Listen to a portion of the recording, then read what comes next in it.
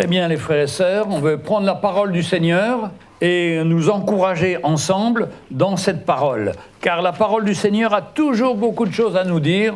Et ce passage que j'ai ce matin, c'est de parler sur Éphésiens 4. Et je vous invite à prendre avec moi le texte de Éphésiens 4 sur l'unité de la foi et sur les ministères qui sont donnés par le Seigneur pour son Église. Éphésiens chapitre 4. Alors, rococo, galéfico, on apprenait ça à l'école du dimanche, hein, rococo, galéfico, donc Éphésiens, Philippiens, voilà, juste avant.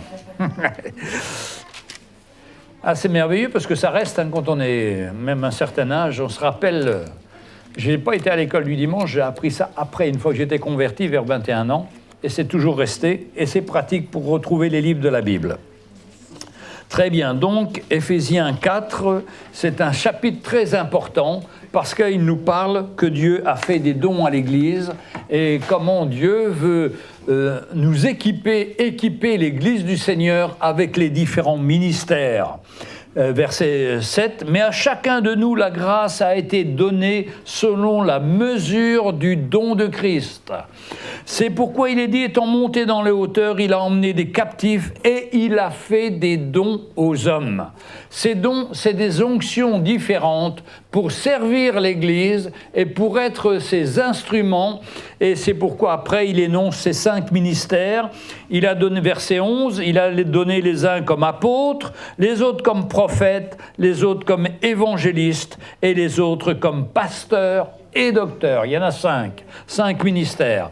Et on parle souvent du ministère apostolique, qui est celui qui amène le fondement dans l'Église. Et ce ministère, il est représenté par mon pouce, qui permet d'aller voir chacun des doigts, chacun des ministères, pour les encourager, pour les fortifier, pour les équiper.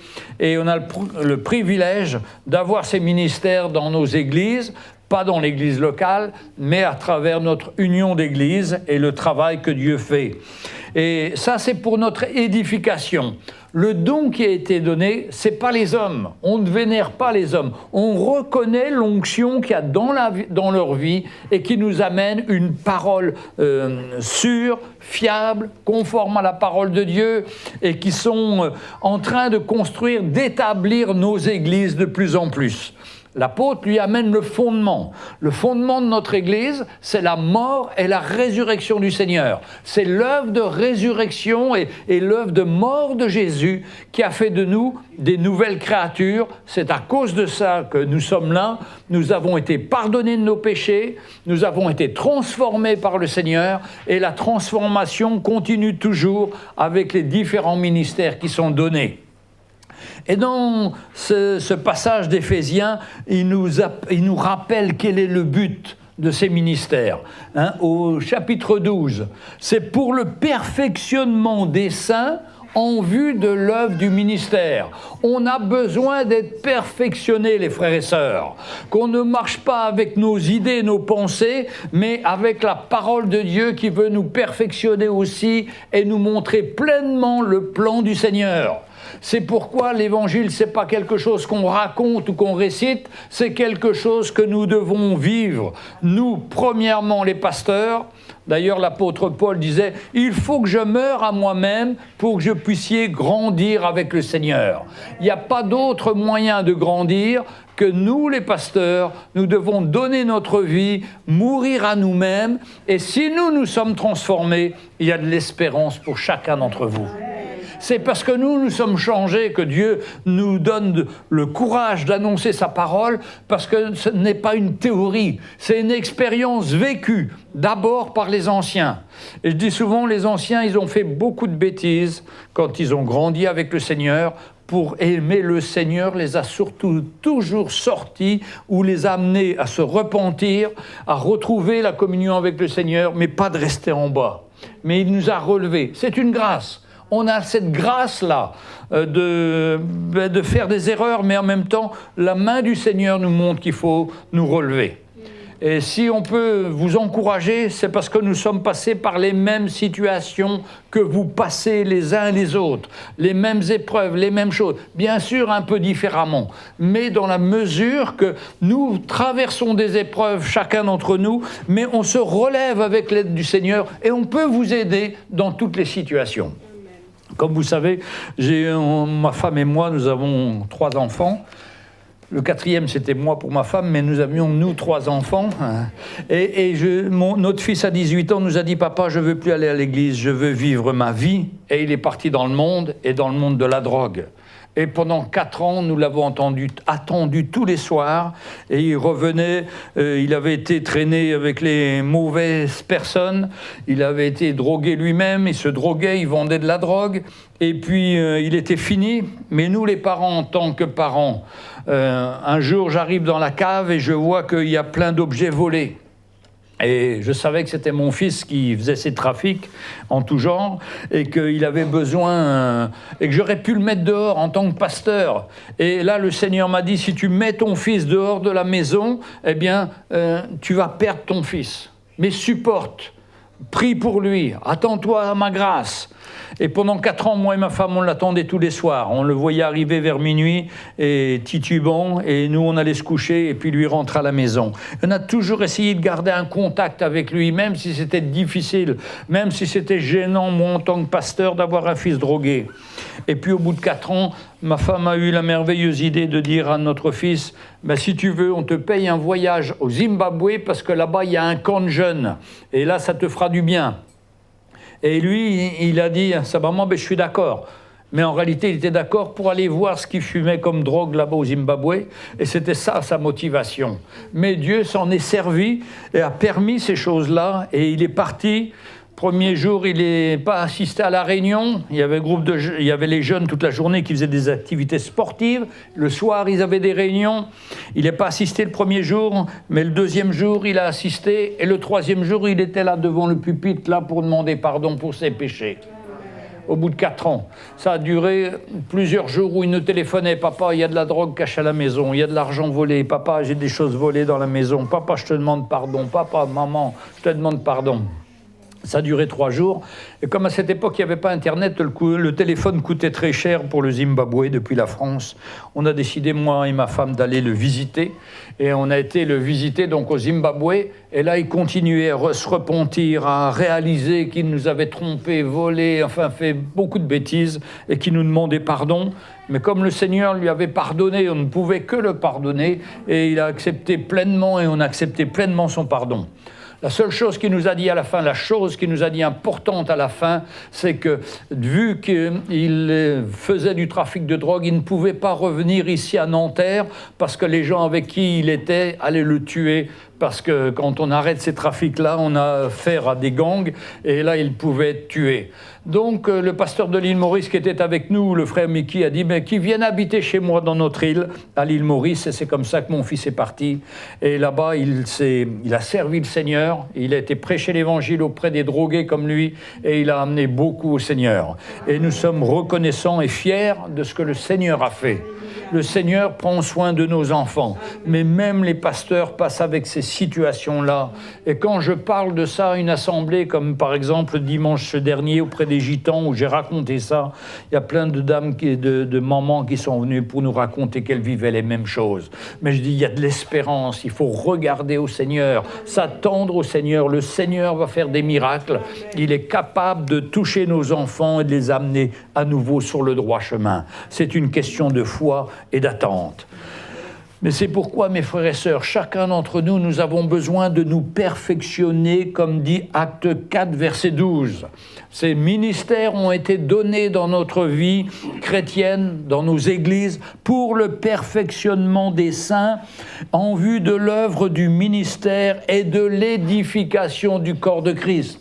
S'il n'y a pas d'hommes qui ont d'onction pour apporter la parole de Dieu, ça va être n'importe quoi et ils vont prêcher leur ministère, ils vont construire un royaume, mais pas le royaume de Dieu, ils vont construire leur propre royaume. Et le Seigneur ne veut pas qu'on construise son propre royaume, on doit construire le royaume de Dieu et que le Seigneur soit toujours le premier honoré en toute situation. et que vous, les frères et sœurs, on soit édifiés, on grandisse. Ça, c'est la vie normale. On est appelé à grandir. On ne va pas rester des bébés spirituels toute notre vie. On est appelé à être des enfants. Puis les enfants vont venir des adolescents. Puis les adolescents vont venir des hommes ou des femmes qui vont servir le Seigneur de tout leur cœur. Et les ministères qui ont été donnés, comme le ministère d'apôtre, c'est pour nous amener à être des fils et des filles dans la maison du Seigneur. Nous sommes appelés à être des fils et des filles. Moi, j'ai un fils, Jean-Samuel, enfin, nous avons un fils, Jean-Samuel, qui a 32 ans maintenant.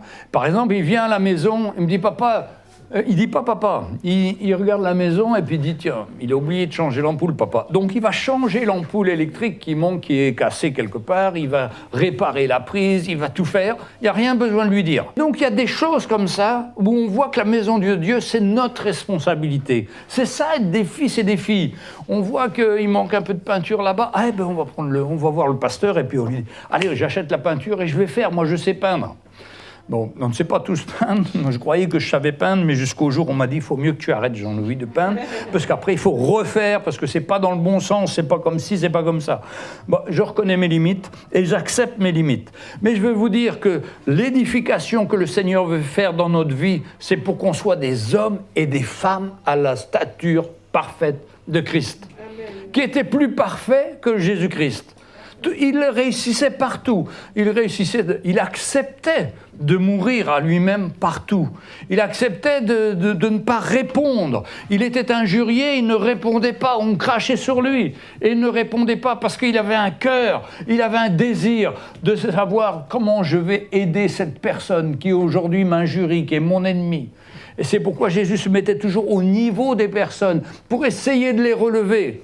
Comme cette femme samaritaine dans Jean 4, et comme Nicodème, un rabbin juif, eh bien, Jésus se met à son niveau pour essayer de lui faire comprendre qu'il faut qu'il naisse de nouveau. Mais vous remarquerez que pour le rabbin, c'était simplement lui dire la simple comparaison avec naître de nouveau. Par contre, à la femme samaritaine qui n'avait aucune culture religieuse, mais qui savait que le Christ allait venir, Jésus lui dit « c'est moi le Christ ».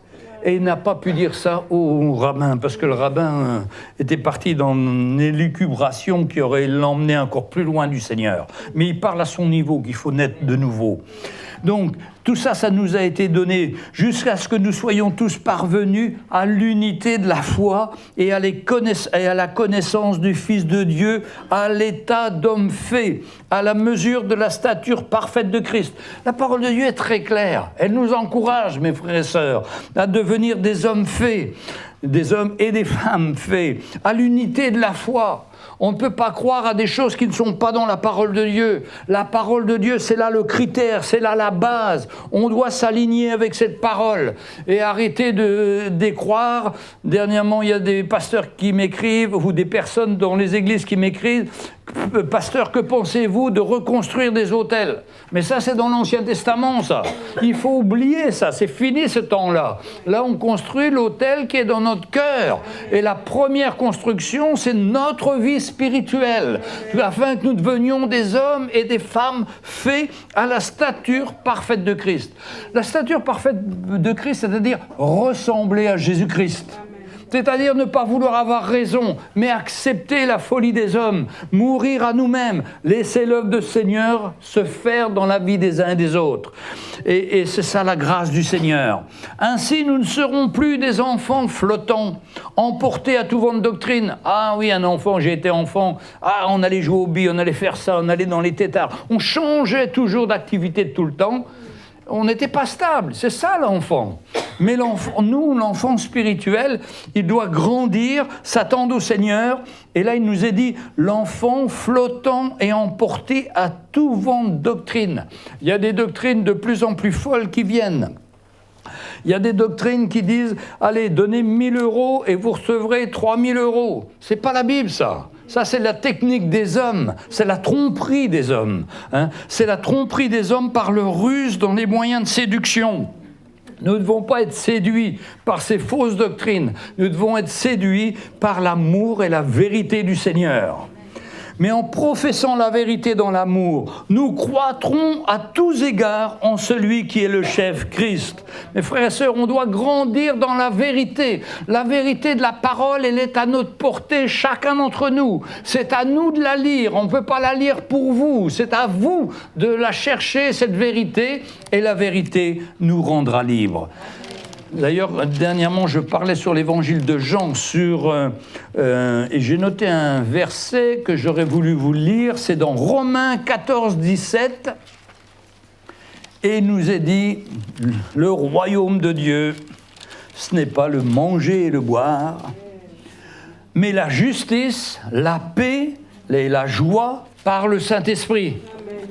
Vous voulez être heureux, mes frères et sœurs. Ce n'est pas le manger et le boire qui va vous satisfaire. Ce n'est pas les choses matérielles. C'est uniquement de marcher dans la justice, de ce qui est juste, de ce qui est droit, de ce qui est dans le plan du Seigneur, la paix que nous donne le Seigneur et la joie que nous donne le Saint-Esprit et le Seigneur. C'est Romains 14, 17. Romains 14, 17.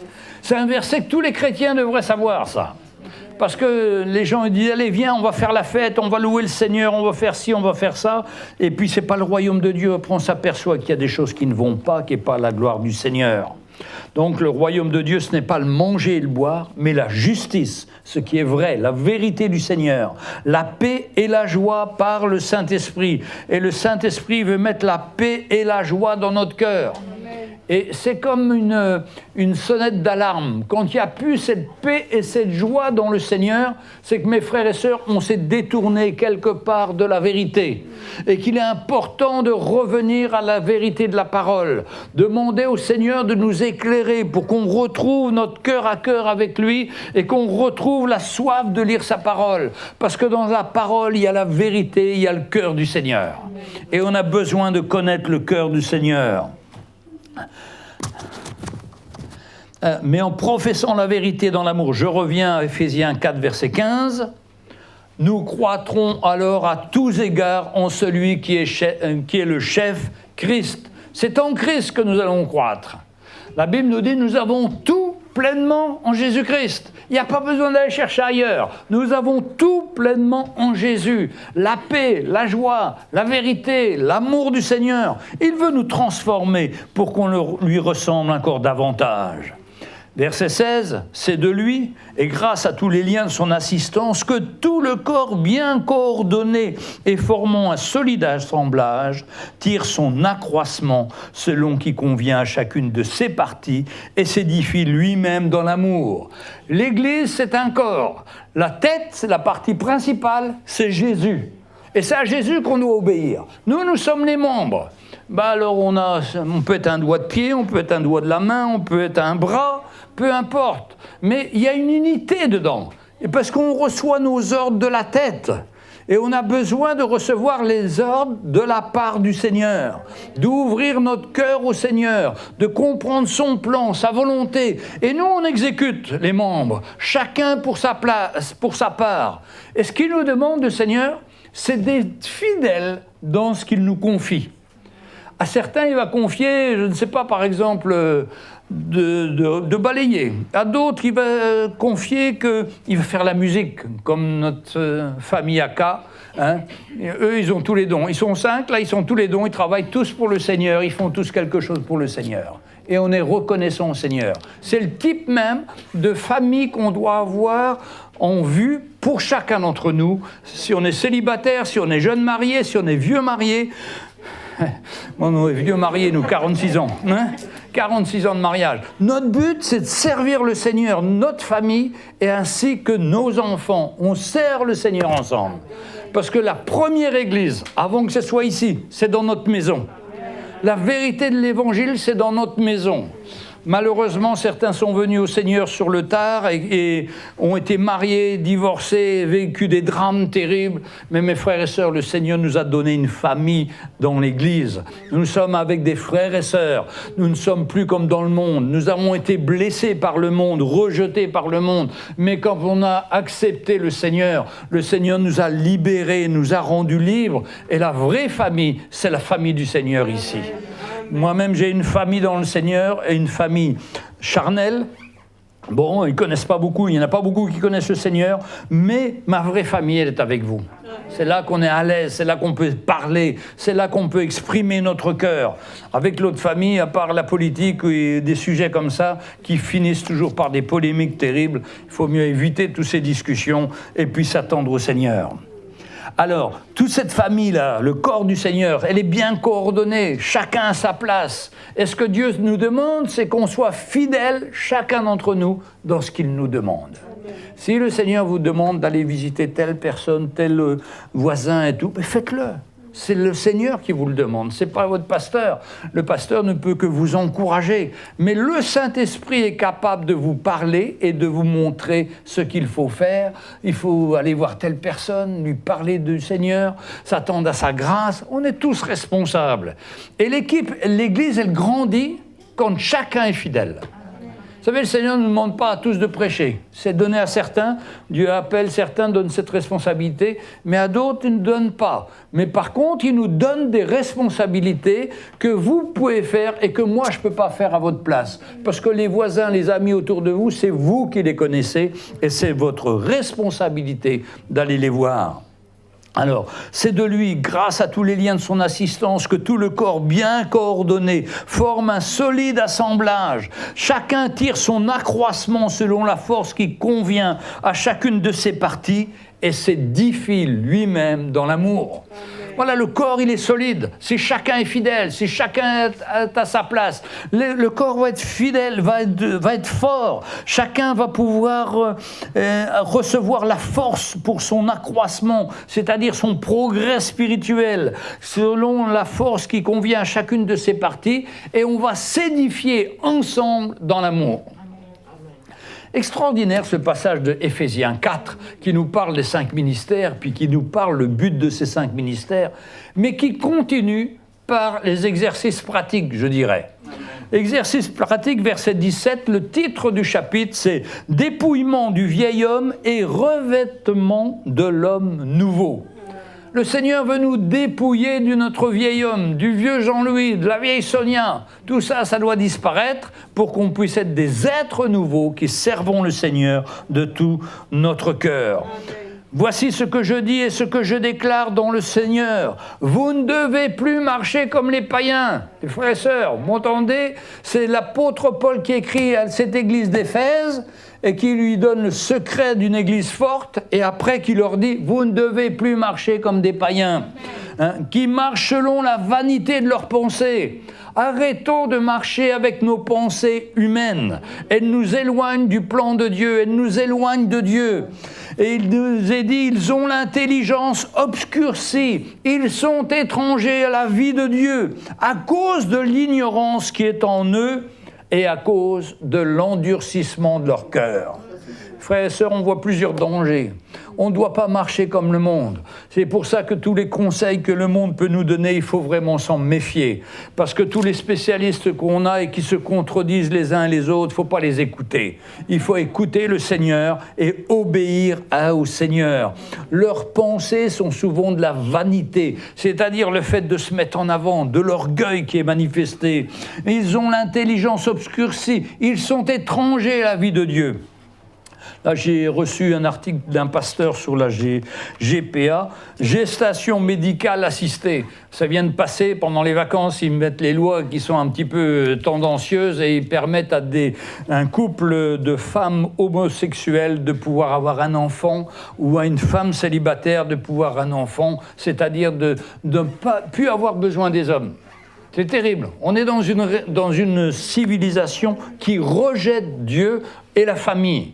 Et c'est terrible parce qu'on ne sait pas ce que ça va nous donner, mais ça ne va pas donner des bonnes choses. Et ils ont l'intelligence obscurcie. Ils croient que c'est la libération, qu'on va créer un nouvel homme qui sera ni homme ni femme. Enfin, un truc de fou. Ça, c'est le monde et sa sagesse. Mais nous savons que la vérité, c'est le plan de Dieu qui a créé l'homme et la femme et qui leur donne un enfant pour qu'ils puissent l'élever dans les voies du Seigneur. Et, eux, ils ont l'intelligence obscurcie. Ils ont perdu tout sentiment. Ils se sont livrés au dérèglement. Verset 19. Éphésiens 4, verset 19. « Ayant perdu tout sentiment, ils se sont livrés au dérèglement pour commettre toute espèce d'impureté jointe à la cupidité. » Derrière tout ça, il y a de l'argent, il y a le commerce, il y a les fabrications des gamètes et pas la fabrication, mais le commercialisation des gamètes des enfants, les mères porteuses, enfin tout un commerce. Il y a la cupidité derrière. C'est terrible, c'est terrible. Mais vous, ce n'est pas ainsi que vous avez appris Christ, si du moins vous l'avez entendu, et si conformément à la vérité qui est en Jésus, c'est en lui que vous avez été instruits à vous dépouiller, les frères et sœurs, dépouiller de notre vieille nature, dépouiller de notre sagesse humaine, dépouiller de nos mauvais caractères, dépouiller de notre orgueil. Nous, on veut laisser tout ça de côté pour que le Seigneur puisse régner dans notre vie et qu'on ressemble de plus en plus au Seigneur. Nous sommes instruits à nous dépouiller. Pour ça, j'ai dernièrement reçu une lettre d'une sœur qui me disait « Je viens à l'église, mais je crains, je n'accepte pas que les gens me jugent. » Mais on ne juge personne, mes frères et sœurs. C'est le Seigneur qui juge. Nous, on ne juge personne. Et chacun est libre de venir dans l'état où il est, et le Seigneur va faire son œuvre. Et nous, les hommes, nous ne voulons juger personne, mais accueillir chacun, quelle que soit leur situation. Celui qui juge, ce n'est pas nous, ce n'est pas les hommes, ou alors si c'est nous qui jugeons, c'est qu'on est charnel. Mais on ne veut pas juger, on veut s'attendre au Seigneur pour que le Seigneur fasse une œuvre dans la vie des uns et des autres. Par rapport à votre vie passée, du vieil homme qui se corrompt par les convoitises trompeuses. Ah, c'est terrible. Les convoitises, elles sont toujours trompeuses. C'est l'ennemi qui vient nous donner « Ah, si tu avais ça, tu serais plus riche, tu serais plus beau, tu serais plus intelligent. » Tout ça, c'est le mensonge de l'ennemi depuis la Genèse jusqu'à l'Apocalypse, où on voit l'ennemi qui vient nous tenter et qui nous donne la convoitise. « Ah, mais si tu avais une femme plus jolie, plus jeune, ou de l'argent, ou... » Ça, c'est convoitise. Tout ça, c'est l'ennemi. Nous, ce qu'on veut, c'est être reconnaissant pour ce que le Seigneur nous a donné, parce que c'est lui qui nous l'a donné et c'est la meilleure chose qui pouvait nous arriver. Amen, ma chérie. Amen, voilà. Et vous voyez, les convoitises, elles sont trompeuses. C'est l'ennemi, ça. Et à être renouvelé dans l'esprit de notre intelligence, que notre intelligence soit toujours renouvelée par la parole de Dieu, par le Saint-Esprit, qui nous aide à voir clair ce qui est du Seigneur et ce qui n'est pas du Seigneur. Tandis que le monde, il voit le bien comme étant le mal. Il voit le mal comme étant le bien. Mais ils sont complètement à l'envers. Nous, on doit voir le bien que nous donne le Seigneur et le plan de Dieu comme le bien. Et le mal, c'est l'ennemi, c'est le péché, et dénoncer le péché comme étant quelque chose de mal. Mais eux, ils ont fait tout à l'envers. À être renouvelé dans l'esprit de votre intelligence, à revêtir l'homme nouveau créé selon Dieu. Le nouvel homme, c'est ça. C'est celui qui est créé selon Dieu, celui qui est né de nouveau, qui appartient au Seigneur. Il est une nouvelle créature. Les choses anciennes sont passées, toutes choses sont devenues nouvelles. Et on peut louer et adorer le Seigneur de tout notre cœur. Ça, c'est l'homme nouveau que Dieu veut créer. Par contre, l'homme nouveau que Dieu veut créer, l'homme que l'homme veut créer, c'est un homme complètement déchu, un homme qui est dans le péché, un homme qui ne sait ni connaître sa droite ni de sa gauche, et c'est vraiment dramatique. Mais nous, on croit que l'homme nouveau, c'est l'homme créé par le Seigneur, créé selon Dieu. Écoutez ça, dans une justice, c'est-à-dire qu'il est pour la vérité et une sainteté que produit la vérité. La vérité de la parole de Dieu produit en nous la justice. On devient juste, on n'est plus des voleurs, on n'est plus des bandits, et on a une sainteté, c'est-à-dire on refuse les choses malsaines qui se font dans ce monde. Verset 25. C'est pourquoi renoncer au mensonge. C'est incroyable. Et que chacun de vous parle selon la vérité à son prochain. La parole de Dieu, après nous avoir donné les standards de ce que Dieu allait construire son Église avec les ministères, il nous parle de l'homme et il nous dit, l'apôtre Paul au verset 25, « C'est pourquoi renoncer au mensonge. » Est-ce que nous, on ment, les frères et sœurs? Est-ce qu'on peut se poser la question? Moi, je peux vous dire, ça m'est arrivé. Je racontais ce matin, lors du premier culte, que quand je suis arrivé à l'île Maurice pour l'école biblique, ma femme et moi, nous avions 3 enfants. Jean-Sam avait 4 ans, l'autre 6 ans et l'autre 8 ans. Je crois à peu près moi. À peu près. Le temps a passé depuis. Hein. Mais nos enfants étaient petits. Et la sœur Audrey, que vous connaissez, la femme de Mickey, nous avait dit ce serait bon que vous alliez visiter l'église de la Réunion. Alors, si vous... Bon, pas de problème, on va aller visiter l'église de la Réunion, Sonia et moi. Et elle dit, et pour vos enfants, je vais les garder à la maison. Je vais prendre soin de vos enfants. Ne vous inquiétez pas, vous serez libres. Et puis, le soir, on se retrouve, ma petite femme et moi. Et puis, elle me dit, tu sais, je suis un peu embêté que notre sœur Audrey garde les enfants. Ils ne les connaissent pas. C'est une femme dynamique. Bon, elle a beaucoup de qualités, la sœur Audrey. Mais elle dit, je ne les vois pas trop avec nos enfants. Bon, je dis, ma chérie, si tu veux rester là, tu restes là et c'est tout. Et puis, le lendemain, je vais à l'agence de voyage et je rencontre la dame. Elle dit, ça y est, j'ai vos billets pour la Réunion. Et je dis à la dame, pour la Réunion, mais vous savez, ma femme ne va pas venir parce qu'on a un problème pour garder nos enfants et moi, je vais aller seule. Donc, elle me fait un billet. 5 minutes après, arrive Audrey à l'agence. C'est une de ses cousines qui tient l'agence, d'ailleurs. Et elle lui dit, alors, vous avez fait les 2 billets pour Jean-Louis et Sonia? Et elle dit, non, j'en ai fait qu'un, parce qu'ils ont un problème pour garder leurs enfants. Et Audrey, c'était celle qui gardait nos enfants, hein, je vous rappelle. Hein. Et voilà que, pour moi, c'était habituel. Pourquoi? Parce que j'étais dans une église où le pasteur m'avait dit « Il ne faut pas dire la vérité parce que ça va choquer les gens. Donc, il faut tourner autour, il faut aller tout doucement pour ne pas les choquer. » Et j'étais venu à vivre comme ça, à ne pas dire la vérité, mais à tourner autour. Mais malheureusement, le pasteur m'avait confié les jeunes filles qui arrivaient enceintes à l'église. Hein, des jeunes filles qui, dans l'église, parce qu'on ne vivait pas l'évangile à cette époque. Et malheureusement, les jeunes filles avaient des relations sans être mariées et puis étaient enceintes. Et le pasteur me disait « Allez, c'est à toi de parler ». Et c'était très difficile. Alors, j'ai manipulé cet art de mentir, de ne pas dire vraiment la vérité. Et je suis devenu comme ça. Et donc, Audrey m'appelle. « Alors, Jean-Louis, qu'est-ce que tu as dit à l'agence ?» Attends, oui, j'ai dit qu'on Sonia ne voyageait pas, voilà. Mais pourquoi? Qu'est-ce que j'ai dit? Parce qu'on avait un problème pour garder les enfants. Elle me dit, mais tu sais que c'est moi qui garde les enfants? Mais pourquoi tu as eu un problème? Alors, elle me dit, mais t'as menti. Toi, le pasteur de Paris, là, t'as menti. T'as dit un truc qui n'existait pas, qui n'était pas vrai. Et j'ai dû lui dire, au bout d'un moment, oui, t'as raison, ma sœur, j'ai menti. Moi, le pasteur, j'ai menti. Et comment j'en suis arrivé là?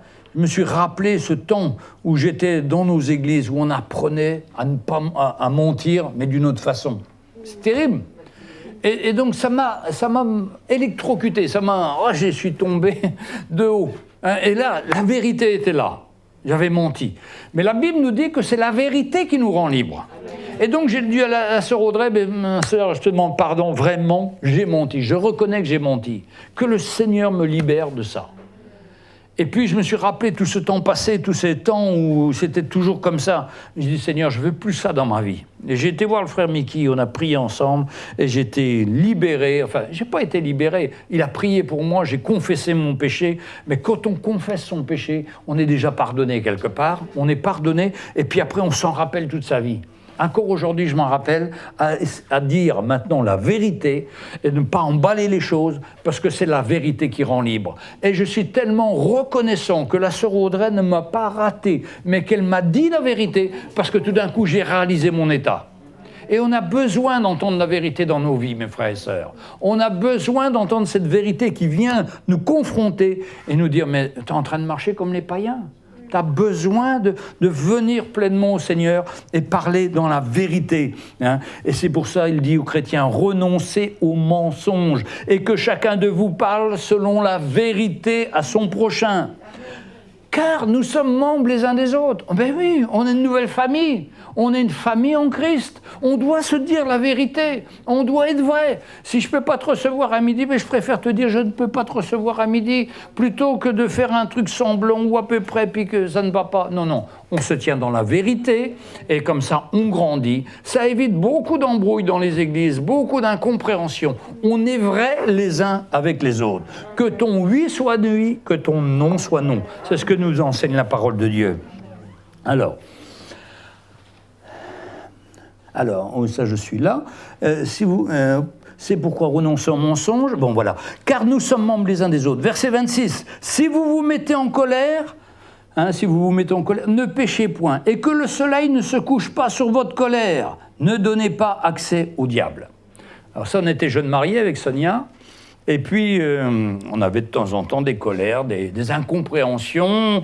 C'était difficile, parce qu'on était deux célibataires qui se croyaient bien, et puis on se marie ensemble, et on s'aperçoit que l'un et l'autre, on n'est pas exactement ce qu'on pensait de nous-mêmes. Hein. Et puis, quand les enfants arrivent, eh bien, on peut avoir une vision pour l'un, une vision pour l'autre, et c'est aussi une source de problèmes. Et on s'était disputé pour une petite bêtise, sûrement, comme toujours, comme on se dispute, c'est toujours des petites choses. Et puis, ma Sonia on va dormir, et le soir, moi, je vais voir ma petite femme et je lui demande pardon.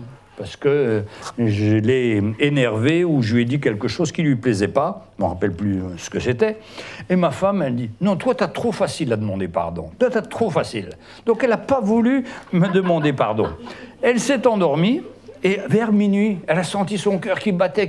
Elle a cru qu'elle allait mourir.